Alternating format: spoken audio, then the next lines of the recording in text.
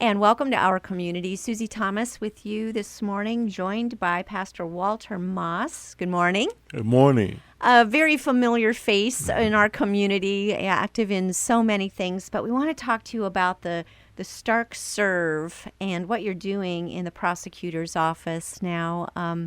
Tell us a little bit about that and maybe how you got from there to here. Well, wow. Yes, the SERVE, which is a Community Initiative to Reduce Violence project, I started November 2013, and it is in the office of John Favreau, Stark County Prosecutor. How it started, I was on a committee way back in 2009. I was on the community committee, and at that time, the retired Captain Bruce Allison was the SERVE project director, and it was specifically worked out of the Canton Police Department out of Kansas City. And we set the project up just as it is today, built a foundation, but the city and at that time the county ran out of money.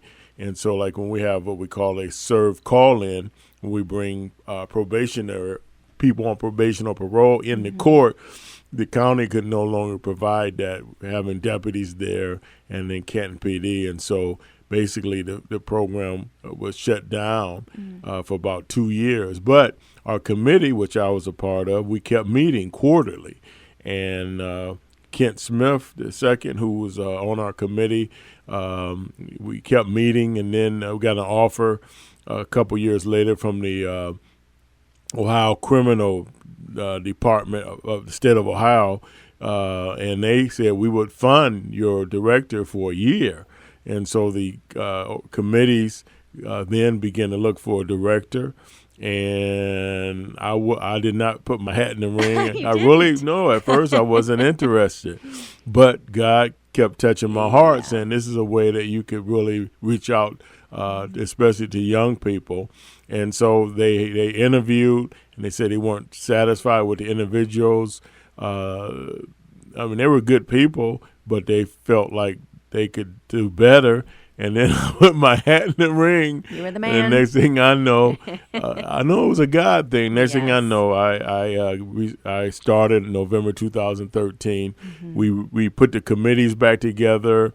That was November. So it took us almost a year to get a project going again. We restarted our what we call the call-in, and that October 2014. And since then, we just finished in June our third call-in. We have had 2 adult call-ins and a juvenile call-in. And so the project is back up and running. First, it just says so much about your heart that when the funding stopped, you didn't stop. Right. This is way more than a job, isn't it? Yes. Oh, it's a calling. Yes, it is. It's a calling. Now tell us, how do you balance, because you pastor a church, you're very busy in so many things, you travel quite a bit, very involved in the pro-life cause and movement. How do you do it all? Well, I'm not senior pastor anymore. I retired a year and a half ago. And so it's just really being disciplined and strategizing your schedules to do what has to be done. Now, you use the term a call-in. Tell us, what does that mean? Okay, a call-in is a part of the SERVE project, and a call-in is where, again, we invite members of the community who are on parole, probation, and actually they're ordered by part of their parole to come into the court, and they hear 90-minute messages from different individuals, the prosecutor, the police chief, the sheriff, federal prosecutor, community individuals, social service individuals, myself, someone from the coroner's office, and a mother or father who have lost a child to gun violence. So they have to listen for 90 minutes and hear the message, and the message basically is stop the violence, and they get to hear what especially what gun violence has done to people's lives.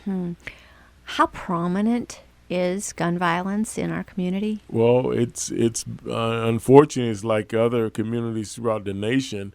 We've had an awful lot of gun violence. Matter of fact, as you know, a couple years ago, the Canton Police bought a tool called Shot Spotter. Yes. When there's a gun shot somewhere in the city, that they immediately know where it's being shot at, where the shooting takes place, and they can dispatch police cars there. And I believe it's because there's been so many, shootings in the community. But thank God, all of those shootings were not necessarily shooting and hitting somebody. Yes. Some are just errant Correct. shots. Correct. Yes. When they're listening to this message, are these pre-recorded messages or they are face-to-face with These people? are face-to-face messages. And what's the response of a person attending one of those? What is so awesome, we, through work that I've done with the Ohio Attorney General, we've secured our second $10,000 grant. We work with Stark Social Workers Network. If an individual call me who have attended the session, the call in, they can immediately go to Stark Social Workers Network for counseling, evaluation, assessment, and not only them, but their family members. And really, this can help get them back on track with their life. Is there a thread of something that seems to be the root of this violence, or is it a number of things? There's a number of things. There's a number of things of people growing up without their parents being together, a number of even a lot of mental issues with some people. So there's a lot of different variables there. But what I found with the call-in is that it's almost like we bring them in and you're telling them now you've heard the message. If your group, your gang uses a gun, then the police now can pick up the whole group. Now we can't charge you with one particular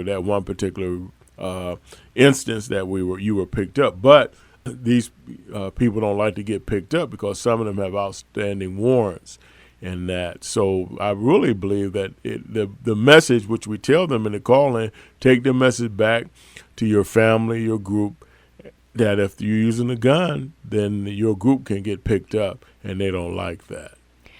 Do you see repeat people coming into Collins? We've had one. This last two for the adult. We did invite back another individual, and again, that to evaluate that is kind of early with the second group, because what we do about a month to 2 months after, I go and meet with them along with their parole officer, and I asked them, I said, you can still utilize the services. And so we really try to get them. Some of them really need it, but for some reason it takes them a while to come to that realization. Tell us about the young people that you encounter by doing this, to them as individuals. I ask this because in some volunteer work I do, I have found young people in Canton's inner cities going to youth centers and so forth are so polite, so appreciative of any of the services that are being provided for them, food that's being provided, so appreciative and polite. Is that an act, or are you finding the same? I'm finding very nice young kids. I could not tell you which ones were involved in the gangs and which ones were not. Well, it varies. It really depends on what's going on in their life at this instance. I went up not too long ago, last week. Matter of fact, I went upstairs to our juvenile department to speak to a juvenile parole officer, and in there was a young lady in the lobby, and I recognized her because about a month ago I had the opportunity to speak to a group of young girls who were on probation. And when I went in and came out, the young girl was sitting on the far side, or her mother was sitting on the opposite side. And so I sit down beside her, and she began to cry. And her mother, well, I found out it was a grandmother who's raising her. Her grandmother said those tears are fake because she keeps getting into trouble.